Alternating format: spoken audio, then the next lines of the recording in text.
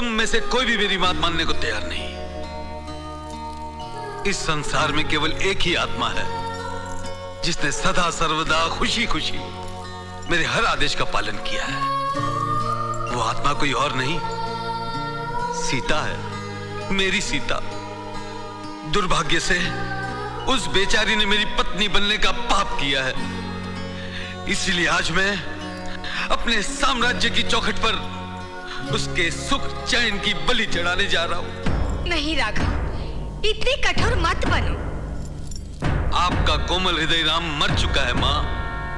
इस राम के सिर पर रखे मुकुट के चमकते पत्थरों ने इसे भी पत्थर बना दिया है। इसीलिए आज ये अपने पत्थर मन से आदेश देता है, जाओ लक्ष्मण, उस अभागिन को वन में छोड़ाओ। जी करता है कि जीवन भर मैं यही रह जाऊं। भाभी, ऐसा ना कहो। ऐसा क्या हुआ लक्ष्मण, रुक क्यों गए? कहो, क्या कहना चाहते थे? कैसे कहूं भाभी, आपका वरदानों से भरा आंचल अभिशापित हो गया है। क्या अभिशापित? मेरा आंचल? लक्ष्मण, आज तुम इतने विचलित क्यों हो?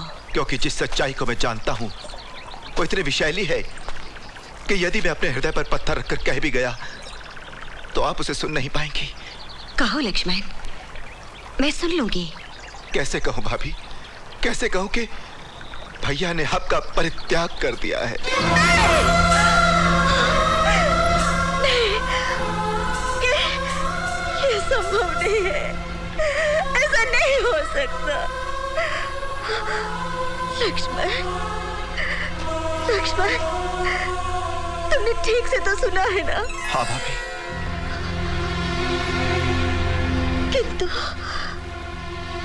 किंतु उन्होंने मेरा परित्याग क्यों किया? क्योंकि एक नागरिक ने उन पर यह आरोप लगाया है कि रावण के यहाँ रहने के बाद भी आपको पवित्र मानकर उन्होंने आपको स्वीकार करने की भूल की है। इसका अर्थ तो यही हुआ कि अभी भी उनके मन में मेरे लिए संदेह है। नहीं भाभी, नहीं। मैं अपने भैया के मन को अच्छी तरह जानता हूं। उनके मन में आपके प्रति संदेह न तब था न अब है। उन्होंने तो केवल अपने राजधर्म का पालन किया है। मैं इतने निर्दयी कैसे हो गए कि अपनी गर्भवती पत्नी का परित्याग करने से उनके वंश की कीर्ति कलंकित नहीं होगी। यदि वे रघुवंशी साम्राज्य के महाराज हैं, तो मैं भी उसे राज की राजरानी हूँ। कुल की मर्यादा को कलंकित होने से बचाना केवल उनका ही नहीं, मेरा भी कर्तव्य है। इस संबंध में मैं क्या कहूँ भाभी, आप तो स्वयं धर्म स्वरूपिणी हैं। धर्म स्वरूप है तुम्हारे ज्येष्ठ भ्राता श्री राम, धर्म स्वरूप है रघुकुल के पूर्वज। वे धर्मात्मा है, वे धर्म के रक्षक हैं। मैं तो कलंकिनी हूँ, न मेरे पास धर्म है न धर्म की मर्यादा। भाभी। लक्ष्मण, वनवास उन्हें हुआ था, मुझे नहीं। फिर भी मैं उनके साथ गई, पग पग पर कष्ट झेले। रावण ने मेरा हरण किया था, इसलिए तुम्हारे भैया ने मेरी अग्नि परीक्षा ली। मैंने बुरा नहीं माना।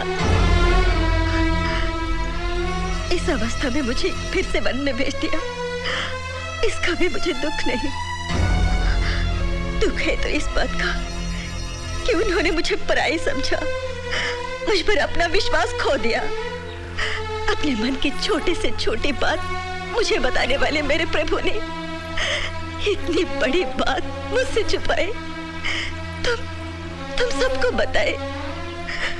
अगर पत्नी पर से पति का विश्वास उठ जाए तो उसके जीने का क्या लाभ है? क्या लाभ है? रुक जाइए भाभी, रुक जाइए। आपको मेरी सौगंध है। नहीं लक्ष्मण, नहीं, मुझे मत भाभी। रोको। भाभी, आपके साथ घोर अन्याय हुआ है, ये सत्य है। फिर भी आपको अपने जीवन के साथ किसी और की हत्या करने का क्या अधिकार है? आप अकेली इस वन में नहीं आई हैं। रघुवंश का भावी उत्तराधिकारी भी अपने साथ लाई है।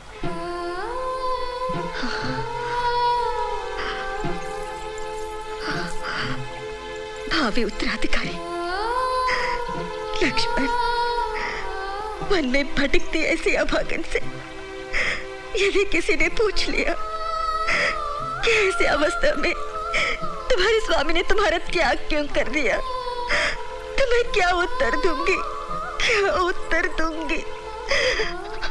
इन्हीं प्रश्नों का उत्तर देने के लिए आपको जीवित रहना है। आपको पता है भाभी, भैया के मन में आपके लिए कितना स्नेह है, और ये आप भी जानती हैं कि आप इस संसार में नहीं हैं। ये सुनते ही भैया पल भर में अपने प्राण त्याग देंगे। जानती हो, किंतु आज उन्होंने मेरे साथ जो इतना बड़ा छल कपट किया है, उससे मैं अपना संभल खो बैठी। और आवेश में न जाने मैंने उन्हें क्या क्या कह दिया। लक्ष्मण, मेरी ओर से उनसे क्षमा मांग लेना और मेरा अंतिम संदेश दे देना कि मैं स्वप्न में भी रघुकुल की मर्यादा को कलंकित नहीं होने दूंगी। भाभी, भाभी, आपसे मुझे सदा ही पुत्र जैसा स्नेह मिला है। आपके चरणों को छूकर मैं हर दिन प्रातः आपसे आशीर्वाद लिया करता था। अब ये पावन चरण मुझे कहां मिलेंगे?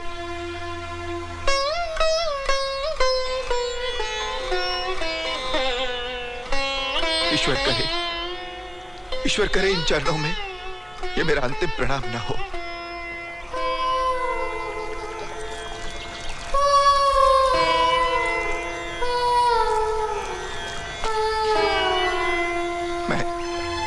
मैं जा रहा हूं। मुझे क्षमा कर देना भाभी, मुझे क्षमा कर देना भाभी, मुझे क्षमा कर देना।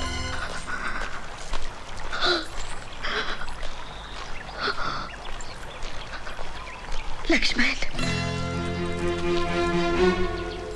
मेरा एक छोटा सा निवेदन है। आज्ञा दीजिए। लक्ष्मण, कुलदीपक के जन्म के अवसर पर महल के दास दासियों को न जाने क्या क्या उपहार देने के लिए सोचा था मैंने, परंतु अब उस अवसर पर जाने कहां रहूंगी मैं। अब मेरे पास इन आभूषणों के अतिरिक्त कुछ भी नहीं।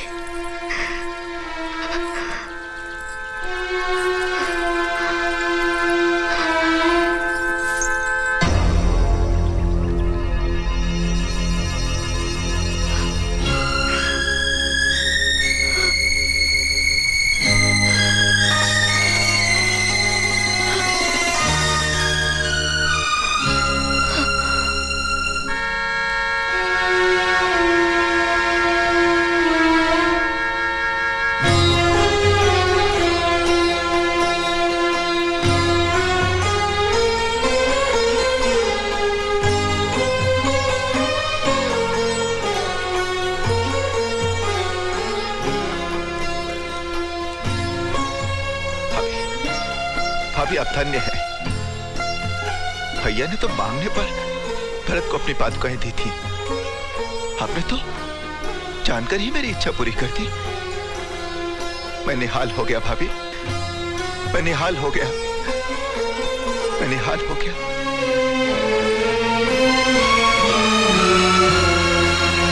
अपनी पुत्री को दुखी मत करो। पुत्री, तेरा दुख देखकर मेरा तन मन अपने वश में न रहा। किंतु पुत्री, मैंने तुझे कहां दुख दिया है? माँ, मैं नरक से भी बड़ी यातनाएं सह सकती हूँ, किंतु मेरे प्रभु को तनिक भी कष्ट हो ये नहीं सह सकती। राम, अपनी गर्भवती पत्नी को वन में भिजवाने वाला राम कठोर है, निर्दयी है, फिर भी तू उसके लिए मेरे प्रभु, मेरे राम कह के रोती है। पुत्री हो तुम्हारी, जो जी में आए कह लो, किंतु मेरे प्रभु श्री राम को दोष दोगी ये नहीं सह सकती। राम से तेरा विवाह हुआ, किंतु उसने तुझे क्या दिया? 14 वर्ष का वनवास, विरह वेदना, अग्नि परीक्षा, और अब जब महलों का सुख भोगने का समय आया तो फिर वनवास दे दिया। क्या कहूँ ऐसे राम को? नहीं माँ, नहीं। राम के नाम से मेरी सांसों की डोर बंधी है। उनके लिए ऐसा मत कहो, ऐसा मत कहो। सीता, जाने दो माँ, अब मैं कुछ नहीं कहूंगी, तुम भी कुछ नहीं सुनोगे। अच्छी बात है, किंतु पुत्री, इस दशा में तू वन्य जीवन के कष्ट नहीं सह पाएगी।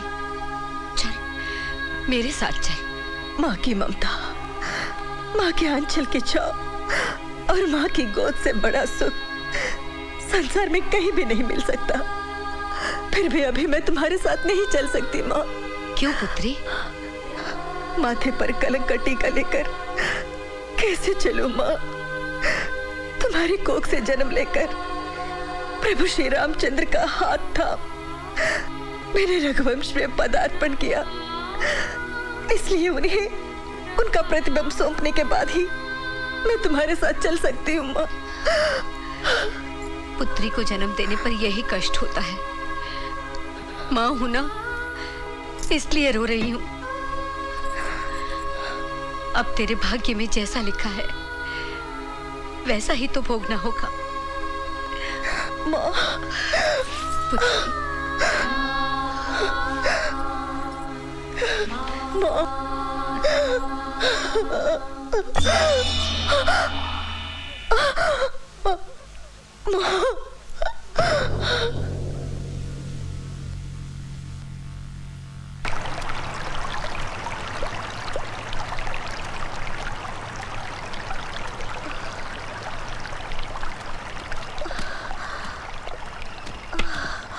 तुम कौन हो देवी, और अकेली इस निर्जन वन में क्या करने आई हो? आपके प्रश्न का मैं क्या उत्तर दूं मुनिवर? दुर्भाग्य ले आया और मैं आ गई। ओह, तुम तो राजरानी सीता हो, मैं वाल्मीकि हूँ। सीता और राम के चरित्र को रामायण के रूप में रचने वाला। प्रणाम मुनिवर। मैं जानता था ऐसा ही होगा, किंतु इतने जल्दी होगा इसकी मुझे कल्पना नहीं थी। तुम्हारे दर्शन करके मेरा जीवन धन्य हो गया देवी। आओ मेरे साथ आश्रम चलो। नहीं, मैं कलंकिनी हूँ मुनिवर, मेरे साथ चलने से आपका आश्रम अपवित्र हो जाएगा। नहीं देवी, तुम कलंकिनी नहीं, तुम तो आदिशक्ति हो, जगत माता हो, साक्षात लक्ष्मी हो। तुम्हारी महिमा मुझे ज्ञात है। निरंतर राम नाम के कीर्तन से गुंजायमान मेरे आश्रम को अपने पावन चरणों से पवित्र करो देवी। आओ। मुनिवर, विपत्ति के इस समय में आप मेरे लिए देवता जैसे प्रकट हुए हैं। मैं आपके साथ अवश्य चलूंगी, किंतु रुक क्यों गई देवी? कहो, क्या कहना चाहती हो? यही कि मेरे नाम का किसी को पता न चले। तुम तो सहस्त्रों नामों से पूजी जाने वाली लोक माता हो, तुम्हें नाम की क्या कमी? लोक पावनी के नाम से मेरे आश्रम में रहना। आओ देवी, आओ। गुरुदेव आ गए। प्रणाम गुरुदेव। सरस्वती जी गुरुदेव। विद्या जी गुरुदेव। ये लोक पावनी देवी हैं। इनके पदार्पण से हमारा आश्रम धन्य हो गया। अब ये यहीं रहेंगी। तुम सब इनकी सेवा के लिए सदा तत्पर रहोगी। जी गुरुदेव। ले जाओ इन्हें। अच्छा गुरुदेव। जाओ बेटी।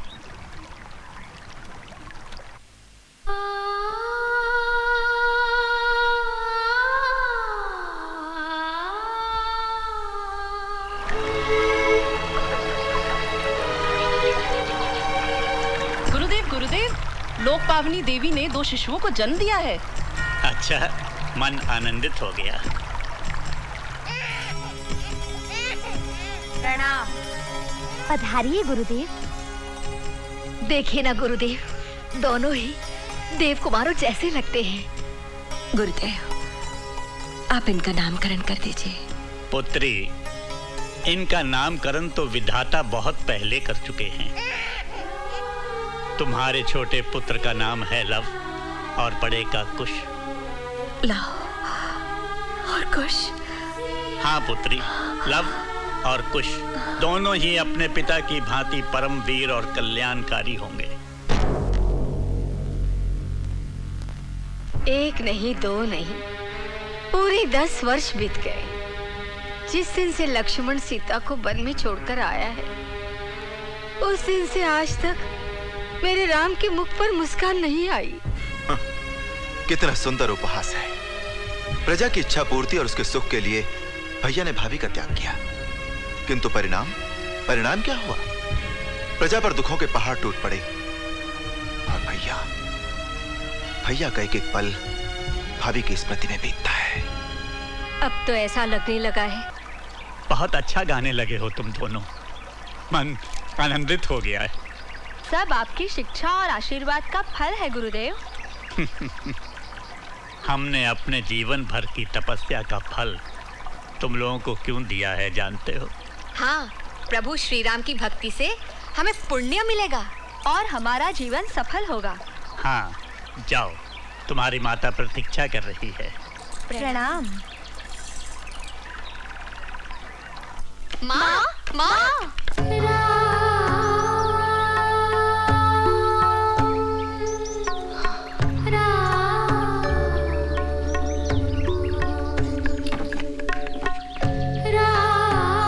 ये क्या माँ? हमने अच्छा नहीं गाया? हमसे कुछ अपराध हुआ है माँ? हमारे किसी कार्य से तुम्हारे मन को चोट पहुंची है? किसी ने तुमसे कुछ कहा है माँ?